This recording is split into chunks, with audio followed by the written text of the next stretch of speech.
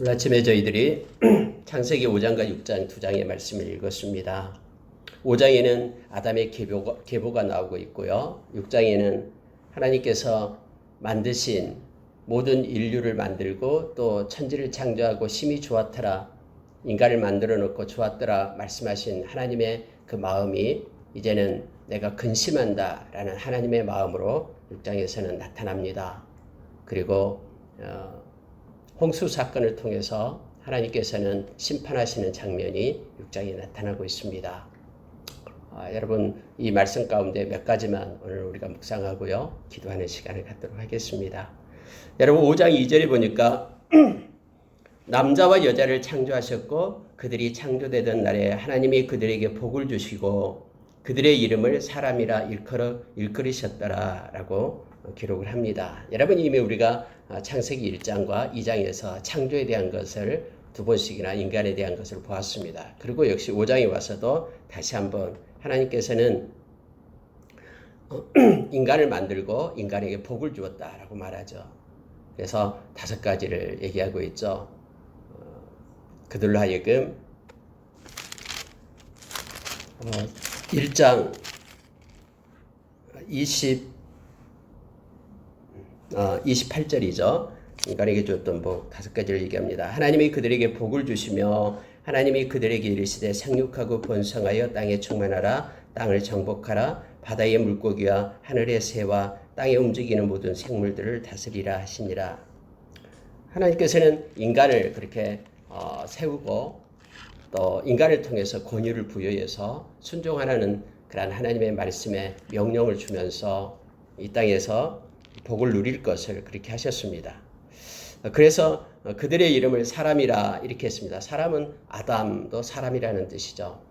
그래서 하나님께서 그렇게 사람이라고 일컬으면서 이 땅에 복을 주었습니다. 그런데 그 인간이 6장에 가서는 하나님의 복을 받았음에도 불구하고 하나님께서 기뻐하고 하나님이 원하시는 그런 선한 일을 해야 되는데 반대로 하나님께서 가증스럽게 여기고 그렇게 싫어하는 죄악을 행하게 됩니다. 마음이 부패해서 모든 마음의 생각도 계획도 하나님께서 부패함을 하시고 하나님께서는 인간을 심판하게 됨을 6장에서 우리에게 보여주고 있죠.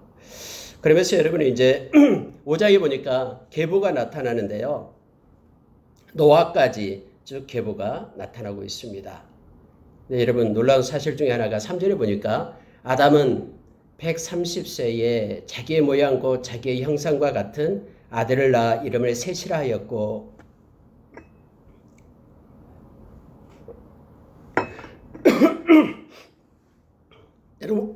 여러분 죄송합니다. 원래 아담과 하와가 첫째 낳은 아들이 가인이었죠. 그리고 아벨도 있었고요. 그런데 여러분 성경에 보니까 가장 먼저 나타나는 게 뭐냐면요. 가인도 아니고요. 이 셋이라고 족보에는 셋이 올라갑니다. 아벨 대신에 하나님이 셋을 주었다라고 얘기하죠. 만약에 여러분 앞에 장을 읽지 않고 이 계보의 말씀만 우리가 읽게 된다면 아담은 자기의 모양과 자기의 형상과 같은 아들을 낳아 이름을 셋이라 하였고 아담은 셋을 낳은 후에 다음에 800년을 지내며 자녀들을 낳았으며 이렇게 연결이 되죠. 그래서 가인의 이름도 아벨의 이름도 모르게 되죠. 만약에 앞에 말씀이 없다 그러면요. 우리가 이 계보를 나타내고 특히 성경에 족보가 나올 때 이 족보에 나타난 이름도 역시 이렇게 순서대로 또 나타나고 있지 않다라는 것을 우리가 기억을 해야 됩니다. 다시 말하면은 이 하나님의 말씀은 하나님의 의도대로 하나님의 그러한 주권에 의해서 쓰여진 책이다라는 것을 우리로 하여금 알게 합니다. 그래서 아담이 셋을 낳고 이렇게 연결이 되는 거예요. 그래서 우리가 객관적인 그런 역사서가 아니라 하나님께서는 하나님의 의도대로 하나님의 백성이 알아야 될 것만 기록한 책이다라는 것을 기억하면서 말씀이 주는 그 의미를 가지고 우리가 살기를 원합니다. 그래서 쭉 하면서 10대에 걸쳐서 노아에까지 쭉 기록이 되고 있습니다. 그 중에 여러분 특히 22절에 가보면요. 무두셀라 에녹에 대한 21절부터 나오죠. 에녹은 65세에 무두셀라를 낳았고 무두셀라를 낳은 후 300년을 하나님과 동행하며 자녀를 낳았으며 그는 365세를 살았더라. 에녹이 하나님과 동행하더니 하나님이 그를 데려가심으로 세상에 있지 아니하였더라. 여러분 앞으로 우리가 성경을 쭉 읽다 보면은요 여러 가지 족보도 많이 나오고 사람 이름도 많이 나옵니다. 때로는 우리가 뭐 이렇게 사람 이름을 많이 기록해 놨을까 이렇게 생각할 수도 있습니다만은 하나님은요 그냥 심심해서 기록해 놓은 거 아무것도 없어요. 다 그렇게 기록한 이유가 있고 이것을 말씀을 읽는 우리로 하여금 깨닫게 하기 위함임을 알게 합니다. 특히 족보가 나올 때 족보 중간중간에 하나님께서는 하시고 싶은 말을 적어 놓는 거예요. 누가 누구를 낳고 하다가 갑자기 에녹이 나오니까 하나님이 에녹에 대해서 우리에게 가르쳐주고 싶은 내용이 있는 것입니다. 그래서 여러분 에녹을 보니까요 300년을 하나님과 동행하며 자녀를 낳았다라고 성경에 말합니다. 우리가 동행이라는 단어를 잘못 우리가 오해를 하면 안 됩니다. 그래서 우리가 때로는 막 예수를 잘 믿는 사람들이라고 하면서 세상에 하나님께서 주어진 일을 다 팽개치고 산속에 들어가서 막 그렇게 기도만 하고 그렇게 산다. 그것이 동행이다. 이게 아니죠. 여러분 동행이다라는 표현은요. 영어로 표현하면 walk입니다. walks를 쓰죠. 걷는다라는 뜻이죠. 이것은 삶을 얘기하는 거예요. 동행한다라는 것은 하나님과 함께하는 삶을 말하고 있는 것입니다. 여러분 에녹이 하나님과만 동행하고 세상의 모든 일은 다 버리고 그렇게 삽니까? 아니에요. 성경이 이렇게 말하고 있죠. 300년을 하나님과 동행하며 자녀를 낳았으며 라고 말합니다. 여러분 자녀를 낳는다라는 것은요. 삶을 얘기합니다. 다시 말하면 그의 삶 가운데 하나님을 경외하며 하나님을 높이며 하나님께 영광 돌리는 삶을 사는 것을 동행이라고 이 단어로 표현하는 거예요. 하나님과 늘 함께하고 기도원에 가서만 기도하고 이런 의미가 아니라 삶 자체를 통해서 삶의 예배를 드리고 하나님이 개입하고 간섭하시고 교통하고 이런 즉 경건한 삶을 얘기할 때 동행이라는 단어를 써서 나타냅니다. 그래서 하나님은 너무나 에녹이 좋았습니다. 하나님은 24절을 보니까 에녹이 하나님과 동행하더니 하나님이 그를 데려가심으로 세상에 있지 아니하였더라. 여러분 성경에 보면은 하나님이 데려가신 죽지 않고 데려간 이들이 있었죠. 엘리야가 있었고 이 에녹이 있었습니다. 두 명밖에 없습니다. 구약에서요. 예수님은 이제 부활하시고 이제 승천하신 것이고요. 그래서 하나님이 자기와 함께한 그러한 에녹이 좋아서 이 땅에 첫 번째 죽음을 보지 않고 데려갑니다. 하나님은 하나님의 하나님 되심을 인정하며 하나님께 영광을 돌리고 또 평생 하나님을 기억하면서 살아가는 동행하는 그것을 너무너무 기뻐하신다 그랬죠. 하나님이 원하시는 것이 미가서 6장 8절의 말씀처럼 정의를 행하고 인애를 사랑하고 또 겸손해서 하나님과 함께 행하는 것, 동행하는 것. 그를 하나님이 너무 기뻐하신다라고 우리에게 가르쳐 줍니다. 오늘 하루도 우리가 하나님과 동행하며 하나님과의 친밀한 가운데 있기를 원합니다. 여러분 시편 25편에 보면은 하나님을 경외하는 자에게는 하나님께서 은혜를 주신다라고 약속을 했죠. 특히 우리의 인생의 길을 지도하시고 우리에게 당신의 평강을 주시고 그리고 친밀함을 주신다라고 얘기했습니다. 여러분 이 친밀함이라는 것이 바로 이 동행의 영광이 됩니다. 하나님과 교통하며 하나님의 마음을 받고 하나님의 크신 은혜 가운데 거하는 것 이것이 동행, 친밀한 교통이 있음을 우리로 알게 합니다. 여러분 이 에녹에 대해서는 우리가 히브리서 11장 5절에서 6절을 보면은 에녹에 대해서 나올 때요 우리에게 믿음을 얘기합니다. 에녹은 믿음으로 하나님을 기쁘시겠다라고 말합니다. 그래서 우리가 6절에 가서는 믿음이 없이는 하나님을 기쁘시게 하지 못한다라고 말하면서 그에게 나가는 자는 그가 계신 것과 또 자기를 찾는 자들에게 상주신이심을 믿어야 된다 라고 말하고 있죠. 그러니까 에녹을 말할 때 믿음을 얘기하고요. 믿음이 없이는 하나님을 기쁘시게 하지 못한다라고 말할 때 이 에녹은 믿음을 가지고 주님과 함께 동행하는 경건한 삶을 살았음을 우리로 하여금 알게 합니다. 우리가 믿음으로 산다라는 것은 결국 하나님의 말씀을 붙잡고 사는 것이고요. 순종하는 삶만큼 하나님 앞에 귀한 삶, 그것이 선한 삶이 말씀을 순종하는 삶이라고 그랬죠. 이것만큼 귀한 것이 없다라는 걸 기억하면서 오늘도 말씀이 우리의 사고와 행동의 중거점이 되어서 살아가는 우리가 되기를 원합니다.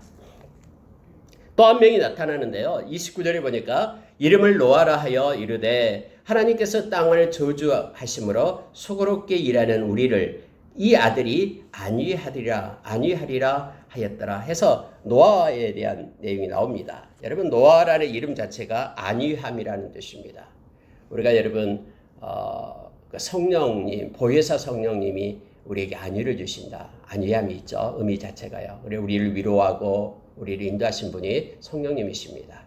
이 노아를 말할 때 노아를 통해서 이제는 다시 한번 인류의 남은 자 하나님의 백성이 구원을 받게 되죠. 그래서 노아의 이름이 안위함입니다. 아담부터 노아까지가 10대가 이루어지고 있는데요. 그들의 나이가 엄청나게 많죠. 무드셀라가 969세를 살았고요. 이렇게 쭉 됩니다. 그러면 아담의 나이로 봤을 때에 노아 때 아담이 살아있겠습니까? 죽었겠습니까? 노아가 태어났을 때요. 물론 계산해 보니까요. 노아 때는 아담이 살아있지 않습니다. 그러나 노아의 아버지 라멕 때 아담이 죽게 됩니다. 그러니까 노아로 보면은 우리가 증손녀만 해도 증손자 이렇게 해도 굉장히 큰 세대죠. 그런데 노아는 9번째 후손까지를 보게 된 거죠. 그래서 여러분 이걸 과학적으로 계산해서 얼마나 많은 사람이 번식이 이렇게 번창하고 이렇게 살이 많아졌을까 계산한 사람도 있습니다만은 이 1000년 동안 약 1000년 동안의 그런 기간 동안 하나님께서는 은혜를 주셔서 복을 주셔서 땅 위에 많은 백성들이 있게끔 했음을 우리로 알게 합니다. 그러면은 이렇게 풍성하고 또 왕성한 또 하나님이 복을 주심에 따라서 인간들이 많이 번창했을 때인데요. 그러면은 하나님을 존경하고 하나님을 경외하는 삶을 살아야 되는데 그렇지 못했음을 성경은 가르쳐 줍니다. 자, 6장으로 넘어가겠습니다. 6장에 보면은요. 사람이 땅 위에 번성하기 시작할 때에 많은 이들이 이제 번성이 됩니다. 근데 그들에게서 딸들이 나니 조금 애매한 말씀이 나와요. 좀 어려운 말씀이 나오는데 2절 보십시오. 하나님의 아들들이 사람의 딸들의 아름다움을 보고 자기들이 좋아하는 모든 여자를 아내로 삼은지라 이렇게 되었습니다. 도대체 하나님의 아들들은 뭐고 사람의 딸들은 누구냐라는 것들이 나옵니다. 많은 신학자들이 이것 때문에 말씀을 많이 하고 있습니다만은 가장 유력하게 해석되고 있는 것은 하나님의 딸들이다 그러면 여기서 말하는 셋의 자손들을 얘기합니다. 아니 여기서 하나님의 아들들이다 그러면은 하나님의 아들들은 이 셋의 자손 즉 아담과 셋으로 연결되는 족보에 나타나는 하나님을 섬기는 이들. 우리가 여러분 어제 새벽에도 말씀을 나눴습니다만은 셋도 아들을 낳고 4장 26절에서요. 그의 이름을 에노스라 하였으며 그때의 사람들이 비로소 여호와의 이름을 불렀더라 했죠. 여호와의 이름을 부른 이들. 다시 말하면 하나님을 섬기며 하나님께 영광 돌리는 이들. 그래서 하나님의 아들들 그러면 무슨 천사도 아니고요. 하늘에서 무슨 다시 또 아들들이 내려온 것도 아니고 여기서는 하나님의 아들들 그러면 전체 성경의 문맥상 다시 말하면 하나님을 섬기는 하나님의 백성들을 얘기하고 있고요. 사람의 딸들이다 그러면은 이 5장의 계보에 나타나지 않는 즉 가인의 후예들을 말하고 있다라고 지금 보고 있습니다. 이것이 가장 많이 신학자들이 주장하고 있는 것이고 저도 역시 그렇게 생각합니다. 그래서 하나님의 백성들과 즉 하나님을 떠나서 하나님을 무시하고 멸시하는 그러한 가인의 후예들, 사람의 딸들 이렇게 보면 됩니다. 이 아들과 딸을 꼭 구분해서 이쪽은 아들이고 이쪽은 딸이고 이런 의미가 아니라 서로 자녀들을 얘기하면 되겠습니다. 그렇게 될 때요. 이 사람의 딸들의 아름다움을 보고 자기들이 좋은 대로 모든 여자를 아내로 삼았다라고 얘기합니다. 그런데 3절에 보십시오. 여호와께서 이르시되 나의 영이 영원히 사람과 함께하지 아니하리니 이는 그들이 육신이 됨이라. 영원히 사람과 함께하지 아니하리니 나의 영이 하나님께서 이렇게 말합니다. 하나님이 함께하지 않겠다라는 거예요. 하나님께서 그들과 함께하지 않겠다라고 말합니다. 왜냐하면은 그들이 육신이 됨이라 해서 육신을 쫓는 육신의 그런 정욕대로 살아가는 이들이 되었기 때문에 라고 말하는 것입니다. 그러나 그들의 날은 120년이 되리라 하시니라. 여기서 그들의 날은 120년이다라고 말할 때에 그들의 나이가 이제부터는 120살이 된다 이런 뜻이 아니에요. 그들의 날은 뭐냐면은 하나님께서 그들에게 주어진 날을 얘기합니다. 다시 말하면은 하나님께서 이제는 심판을 정하시고요. 심판할 때까지 하나님께서 120년을 정했다라는 뜻이에요. 그래서 여러분 우리가 잘 알다시피 노아 시대를 얘기합니다. 하나님께서 노아에게 다음에 명령을 하죠. 산에 가서 방주를 만들라라고 얘기합니다. 그 방주를 만들면서 그 기간이 바로 120년을 얘기하고 있는 것입니다. 여기서 그들의 날들, 그들이 심판받기 전까지 이 땅에서 누릴 날이 120년이다라는 것을 말해주고 있습니다. 다시 말하면 이거예요. 사람이 타락해가지고 이제는요 하나님의 백성들이 하나님을 섬기면서 예배하고 살아야 될 그들이 세상에 빠져가지고 세상으로 짝을 하게 된 거예요. 그래서 세상에 추구하는 그런 가치와 논리로 살아가는 그런 세대가 되어버렸다라는 것이에요. 그래서 하나님을 기억하지 않고 하나님께 영광을 돌리고 예배하지 않고 이제는 자기의 정욕과 육신의 향락대로 살아가는 인간이 되어버렸다라고 얘기하는 겁니다. 그 내용을 지금 이렇게 6장에서 쭉 적고 있는 것이에요. 그래서 하나님께서는 5절에 보시기 바랍니다. 여호와께서 사람의 죄악이 세상에 가득함과 그의 마음에 생각하는 모든 계획이 항상 악할 뿐임을 보시고 라고 말하죠. 하나님 두 가지 걸 보셔요. 하나님께서 여기서 보면은요. 사람의 죄악이 세상에 가득함과 세상에 지금 나타나는 현상을 보고 있죠. 다 죄투성이고 그럼 죄의 결과로 가득 찬 이 세상을 보고 있는 거예요. 특히 어떤 육신적인 타락, 어떤 성적인 타락, 곳곳에 죄악이 가득한 것을 보게 되는 거예요. 근데 여러분 하나님의 이 현상만 보는 게 아니에요. 정말로 저들의 미래를 보는 거예요. 그래서 저들의 마음의 생각을 하나님은 다 잊고 계시는 거예요. 저들의 마음이 어쩐가. 정말로 이 악을 행할 때에 이 악한 일이 막 일어나게 했을 때 마음을 치면서 고통하면서 하나님 앞에 울부짖고 있는 자들이 있는가 없는가를 보는 거예요. 에스겔서 9장의 말씀처럼 그 성이 그렇게 육신의 정욕으로 가득 찼을 때에 이와 같은 것 때문에 애통하면서 하나님 앞에 울부짖고 그들에게 선한 것이 있는가를 살피는 거예요. 그래서 이런 성경은 이렇게 표현하고 있는 것입니다. 그들의 마음으로 생각하는 모든 계획이 항상 악하다라는 것을 보고는 것이에요. 정말 그들의 마음 가운데 생각하는 것, 그것이 선한 것이 있는가? 하나님을 위하여 영광을 돌리고 또 하나님께 예배하고 이런 선한 것이 있는가를 살펴보는 것입니다. 여러분 선이다라고 얘기할 때 아까 서두에도 말씀했습니다만 선이다라는 것은 하나님의 말씀에 순종이 선입니다. 말씀에 순종하지 않는 것은 결국은 멸망에 이르는 그것이 악이 됨을 알게 합니다. 그런데 그들의 마음 가운데는요 하나님의 말씀이 없었어요. 하나님의 말씀을 그렇게 순종하려는 그러한 계획도 없고요. 의도도 없고요. 선을 사모하는 것이 아무것도 없었다라고 말합니다.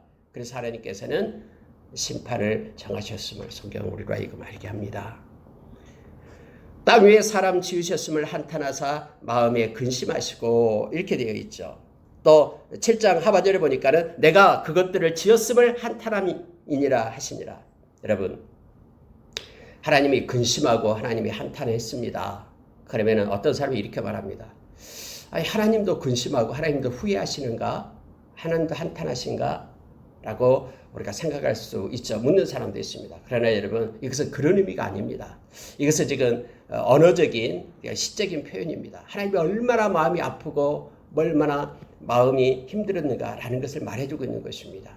하나님이 무엇을 기뻐하고 무엇을 싫어하는지를 우리로 하여금 이 글을 읽는 이 말씀을 읽는 저와 여러분으로 하여금 깨닫게 하기 위해서 이렇게 인간적인 차원에서 기록하고 있는 것입니다. 여러분 하나님은 완벽하신 분이시죠. 하나님이 후회하고 후회할 일을 하십니까? 내가 잘못했네. 내가 실수했네. 라고 말합니까? 그런 내용이 아닙니다. 그래서 여러분 하나님도 후회하시는가라는 표현에서는 하나님은 한탄이나 근심이나 이것이 하나님이 했던 일에 대한 실수 후회의 표현이 아니다라는 것을 우리가 기억을 해야 됩니다. 이것은 단지 인간의 타락에 대해서 가지시는 하나님의 그 실망한 안타까운 심정, 이 인간적인 측면에서 수학적으로 묘사하고 있는 말이라는 것을 기억을 해야 됩니다. 하나님께서는 너무너무 기뻐하셨다라는 것이 인간을 만들어 놓고 너무 심히 기뻐하셨던, 좋아하셨던 그 하나님. 그러나 그 좋아했던 그 인간이 하나님의 뜻과는 상관없이 세상의 죄악 속에 물들어갈 때 너무너무 마음 아파하셨던 그 하나님, 그 하나님의 우리를 기억해야 됩니다. 그래서 그 하나님께서는 그래도 우리를 사랑하셔서 하나님의 긍휼을 베풀어서 다시 구원의 계획을 세우죠. 예수 그리스도를 통해서 우리를 살리시라는 구원의 계획이 가지고 계시는 그 하나님, 하나님을 그 마음을 우리가 이 시간에 알기를 원합니다. 특히 여러분 우리가 말씀을 읽을 때마다 늘 우리의 마음은 하나님의 마음에 맞춰져 있어야 됩니다. 말씀 속에서 하나님이 어떠한 분인가, 어떠한 마음을 가지고 계시는가, 그 마음을 깨닫게 하시는 것은 성령님이십니다. 고린도전서 2장에서 하나님의 그 깊으신 것을, 기쁜 마음을 통달하신 다 통달하신 분이 바로 성령님이라고 그랬죠. 모든 걸 알고 계시면 성령님밖에 없어요. 우리의 눈과 우리의 귀와 우리의 마음으로는 하나님의 마음을 알지 못합니다. 말씀을 읽을 때마다 우리에게 보여주시는 것에 하나님의 마음에 우리는 민감해야 됩니다. 원래 하나님은 너무너무 죄가 싫은 거예요. 너무너무 내가 기뻐했던 내 그런 인간이 너무 죄 가운데 있게 됐을 때 너무 마음이 아프고 너무너무 근심하고 한탄했다라고 성경은 이렇게 표현하면서 하나님의 마음을 알 것을 우리로 하여금 알게 합니다. 우리의 마음 위에 하나님의 마음이 얹혀져서 이 시대를 살아갈 때에도 하나님의 마음을 가지고 살아가는 저와 여러분 되기를 원합니다. 그런데 여러분, 자 8절에 보니까 그러나 노아는 하나님께 은혜를 입었더라 이렇게 되어 있습니다. 노아의 족본이라 하면서 노아는 의인이요 당대의 완전한 자라 그는 하나님과 동행하였으며 라고 말합니다. 역시 에녹과 같이 노아도 하나님과 동행했던 이들입니다. 이었음을 알게 합니다.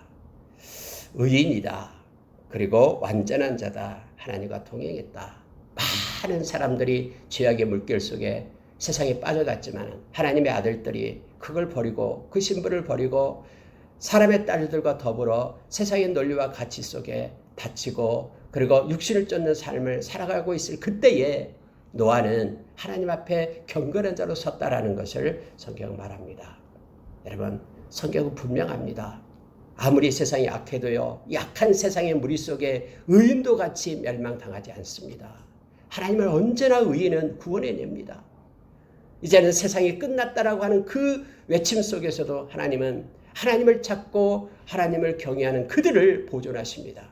소돔과 고모라 성 속에서도 소돔 그 땅을 멸망할 때에도 하나님은 의인인 롯을 구원해냈다라고 성경은 말해주고 있죠. 그래서 여러분 우리가 이 험한 세상에 살아갈 때에 사람들이 다 그러는데 뭐 나도 그래 이것은 성립되지 않습니다. 100명 중에서 99명이 이 길로 간다고 해도 말씀이 아닌 길은 우리는 멈춰 서야 됩니다. 그리고 나 혼자라도 하나님이 원하시는 길 가운데 우리는 버텨 서야 되는 거예요. 여러분 이 험한 세상 속에 지금 노아가 하나님 앞에 의인으로 선 거예요. 그래서 하나님은 같이 세상을 멸망시키는 것이 아니라 의인을 보존하고 그를 구원했음을 은혜를 입혔음을 성경은 우리에게 가르쳐 줍니다. 역시 여러분 노아에 대해서도 우리가 히브리서 11장 그 믿음의 장에서 노아가 나타납니다. 하나님께서는 그를 세우시고 믿음으로 산 노아를 세웠음을 성경은 우리에게 가르쳐주죠. 자 13절로 가겠습니다. 하나님이 노아에게 이르시되 모든 혈육 있는 자의 포악함이 땅에 가득함으로 그 끝날이 내 앞에 이르렀으니 내가 그들을 땅과 함께 멸하리라. 여러분 마지막 때에요. 하나님께서는 당신을 사랑하는 자들 또 하나님의 거룩한 자들에게는 하나님의 그 계획을 가르쳐 줍니다. 오늘 보십시오. 노아에게 이렇게 말하는 거예요. 노아에게 이르시되 말합니다. 모든 혈육 있는 자의 포악함이 땅에 가득했다. 하나님이 말하는 거예요. 노아에게. 그 끝날이 내 앞에 이르렀다. 마지막이 되었다라고 노아에게 가르쳐 주는 거예요. 그러면서 내가 그들을 땅과 함께 멸하리라 하면서 하나님은 노아에게 하나님의 계획을 가르쳐 줍니다. 오늘날도 동일합니다. 마지막 때 여러분 데살로니가전서 5장에 보면은 거기에 나오고 있죠. 낮에 속한 자, 깨어있는 자에 대해서 말합니다. 깨어있는 자는 그들에게 마지막 날이 도적과 같이 이루지 않을 것이다라고 성경은 가르쳐주고 있어요. 하나님의 말씀을 붙잡고 깨어있는 자에게 하나님께서는 마지막 때에 하나님의 마음과 계획을 가르쳐주며 인도하심을 성경은 말씀해주고 있습니다.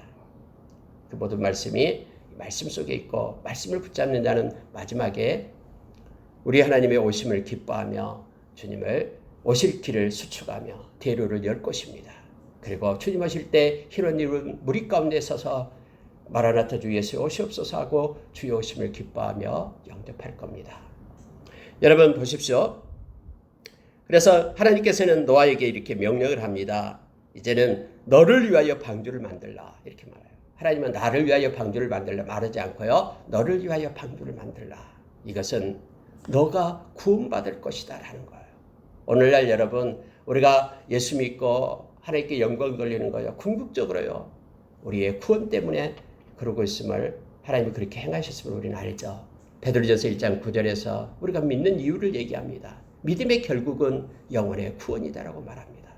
어떤 사람은 막 이 땅에서 잘 먹고 잘 산 것도 중요하지 않습니까? 라고 얘기를 합니다. 그래서 하나님 앞에 나와서 때로는 기도하고 예배하고 이 모든 것들도 그렇게 얘기하는데요. 그렇지 않습니다. 성경에서 계속해서 말해주고 있는 것은 우리의 영혼의 구원입니다. 그것은 영원하기 때문에 영원한 생명은 영원하기 때문에 이 땅에서 모든 것들은 하나님이 알아서 채워주시는 거예요. 그래서 하나님께 순종하면서 하나님의 것이기 때문에 우리는 하나님의 영광을 위하여 사용하면 됩니다. 온전히 오늘 이 말씀 속에서도 너를 위하여 방주를 만들라라고 말합니다. 그래서 여러분 산에 올라가서 아까 위에서 그 기간 정했듯이 120년 동안을 방주를 짓기 시작합니다. 그의 가족이 그래서 3명의 아들들 그리고 며느리들 또 노아와 노아의 부인에서 8명만 구원을 받게 됨을 성경에 말해주고 있죠. 그 규정을 이렇게 만들라라고 말합니다. 자, 5절을 보십시오. 네가 만들 방주를 이러하다 하면서 길이는 300규빗, 너비는 50규빗, 높이는 30규빗으로 해라 라고 말합니다. 이것은 배를 의미한 게 아니라요. 하나의 그 큰 상자를 얘기합니다. 뭔가를 이것은 어떤 짐을 싣는 배로 설계된 거예요. 3층으로 이렇게 설계하게끔 그렇게 하나님께서 하셨죠. 어디를 가서 항해하기 위해서 목적지를 항해하기 위한 어떤 배가 아니에요. 그러면 키도 만들어야 되고 하잖아요. 그런데 이것은요. 그냥 하나님께 맡기고 떠 있는 거예요. 하나님이 하라는 대로 하는 거예요. 짐배를 얘기합니다. 짐을 싣는 그런 배 위에 떠 있는 것을 얘기하죠. 그 모든 것들은 하나님이 조정하고요. 너는 내가 시키는 대로만 해라 해서 그 규격만 말해주고 있습니다. 노아가 만든 배를 이렇게 오늘날 미터법으로 환산해 보면 길이가 약 137, 너비가 137m, 너비가 23m, 높이가 14m 정도 된다고 합니다. 그래서 운동장, 미식 그 운동장보다 축구장보다도 길이가 약 30m 정도 더 길고 높이가 한 5층 높이 정도 된다라고 말을 합니다. 3층으로 되어 있어서 이걸 가지고 또 많은 그런 짐승들이 들어올 수 있는 걸 또 시험했던 창조과학회에서 시험했던 것도 있습니다. 충분히 들어올 수 있다라고 말을 합니다. 그리고 또 이 지금 노아의 방주가 아라랏산에 있다라고 걸렸었기 때문에 거기에 대한 여러 가지 매스컴들도 나오고 있습니다만 우리가 성경에 있는 대로만 우리가 그대로 받으면 되겠습니다. 이렇게 규빗이라 얘기할 때는 이 팔꿈치부터 손끝까지죠. 그래서 약 45.6cm 정도로 옛날에는 이걸 많이 사용했습니다. 성전을 짓 때도 역시 이 규빗을 사용했죠. 여러분 17절로 한번 보시기 바랍니다. 내가 홍수를 땅에 일으켜 무릇 생명의 기운이 있는 모든 육체를 천하에서 멸절하리니 땅에 있는 것들이 다 죽으리라. 하나님께서 그 끝을 노아에게 설명을 해줘요. 그렇기 때문에 노아가 120년 동안에 산에다가 방주를 짓기 시작하는 거예요. 여러분 얼마나 많은 사람이 비웃었겠습니까? 예수님께서 그렇게 말해주고 있죠. 마태복음 24장에서 마지막 때도 노아의 때와 똑같다 라고 말합니다. 그들이 지금 문이 닫혀서 홍수의 심판이 임하기 그때까지도 그들은 비웃고 그들은 하나님께로 돌아오지 않았다라고 말하고 있죠. 마지막 때도 똑같다라고 얘기합니다. 마지막 때도 하나님께서는 하나님께 속한 거룩한 자를 더욱더 거룩하게 해서 노아처럼 하나님은 보존하고 세우십니다. 그러나 회개하지 않는 그들이 심판을 받은 것처럼 동일하게 하나님의 심판이 있음을 성경은 말해주고 있습니다. 여러분 20절 보시기 바랍니다. 새가 그 종류대로 가축이 그 종류대로 땅에 기는 모든 것이 그 종류대로 각각 둘씩 내게로 나오리니 그 생명을 보존하게 하라. 여러분 여기서요. 만약에 하나님께서 노아한테 야 노아야 너는 가서 모든 짐승들을 이렇게 각각 종류대로 다 이렇게 모집해가지고 너가 집어넣으라 하면은 노아가 그걸 어떻게 하겠습니까? 근데 이것은 노아가 한 게 아니었어요. 하나님께서 하신 것입니다. 여러분 보십시오. 하나님께서 자 둘씩 내게로 나아오리니 라고 말하죠. 이건 뭐냐면 하나님께서 보내주겠다라는 거예요. 노아는 가만히 있기만 하면은 그 둘씩 노아에게로 오는 거예요. 각 종류별로요. 하나님이 택하셔서 하나님이 보여준 거예요. 노아가 막 택하려고 막 쫓아다니고 그랬다면 이거 못했을 거예요. 그 종류도 알지도 못하고요. 하나님께서 하십니다. 언제나 하나님의 일은 그래요. 하나님의 일은 하나님이 하시는 거예요. 그래서 우리가 착각하면 안 됩니다. 마치 내가 엄청난 하나님의 일을 한 것처럼 착각하면 안 돼요. 모든 하나님의 일은요. 하나님께서 한 것입니다. 단지 우리는 순종하기만 하면은 하나님은 우리를 통해서 이루어 가신다라는 것을 우리가 기억해야 됩니다. 모든 일들이 그렇습니다. 알게 합니다. 그런데 21절 보십시오. 너는 먹을 모든 양식을 내게로 가져다가 저축하라. 이것이 너와 그들이 먹을 것이 되리라. 하나님께서는요. 우리가 하실 수 있는 일들을 명령을 합니다. 아까 동물들은 하나님이 보내주는 것이고요. 자 21절에서는 먹을 양식을 내게로 가져다가 저축하라라고 얘기합니다. 이 저축할 일을 우리에게 행하게 하는 거예요. 물론 여러분 이것도 하나님이 공급해 주지 않으면 저축할 게 어디 있습니까? 하나님께서 그렇게 명령하면은 노아는 이 일에 순종을 해야 되죠. 그래서 저축을 하기 시작하는 거예요. 하나님이 주신 양식에 대해서 먹을 것들을 저축하기 시작합니다. 그 방주 안에서 먹을 것을요. 이걸 순종했다. 자 22절 보십시오. 이 구역 마치겠습니다. 노아가 그와 같이 하여 하나님이 자기에게 명하신 대로 다 준행하였더라. 명하신 대로 다 준행했다라는 것은 부지런히 그 말씀 붙잡고 살았다라는 거예요. 방주를 짓는 일을 열심히 했고요. 또 먹을 양식 저축하는 일을 열심히 했다라는 거예요. 자그마치 120년 동안 그렇게 한 거예요. 사람들이 손깍질하고 비웃고 해도 그것은 상관없어요. 예수님께서 우리가 잘 아는 히브리서 12장 2절 3절에서 말했죠. 예수님이 십자가에서 못 박힐 때요. 예수님은 부끄러움을 개의치 않았다라고 얘기합니다. 많은 사람들이 껄껄거리면서 웃어대고 비웃고 조롱할 때 침뱉음을 당할 때도 우리 주님께서는 부끄러움을 개의치 않고 그 일에 순종했어요. 빌립보서 2장 5절 이하에서 죽기까지 복종했다라고 십자가에 죽기까지 복종했다라고 말씀하고 있죠. 노아에게 말씀이 주어졌을 때 그 말씀을 붙잡고 순종하기를 준행했다. 끝까지 했다라는 거예요. 사람들이 뭐라고 얘기하든 비웃든 말든 그는 말씀을 따라 사는 사람이었음을 우리에게 가르쳐줍니다. 마지막 때도 마찬가지입니다. 저와 여러분이 진리에 사랑하는 진리의 사랑, 이 말씀을 붙잡고 살아야 됩니다. 그래야지만 흔들림 없이 사람의 야유에도 어떤 세상의 이론과 세상의 논리 앞에서도 우리가 말씀을 붙잡고 끝까지 견뎌내는 자로 서야 됩니다. 그렇지 않고 하나님의 아들들이 세상의 딸들과 그들을 좋아해서 그들 것을 추구하면서 쫓아가서는 우리는 구원에 이를 수 없음을 성경 우리로 하여금 알게 합니다. 말씀을 마치겠습니다. 오늘 또 하나님의 사람으로 온전케 하는 말씀, 이 땅에서 선을 행할 수 있는 동력을 공급하는 말씀, 그 말씀을 붙잡고 순종하는 삶을 사는 하루가 되기를 원합니다. 하나님께 영광 돌리는 우리의 삶이 있기를 원합니다. 기도하겠습니다.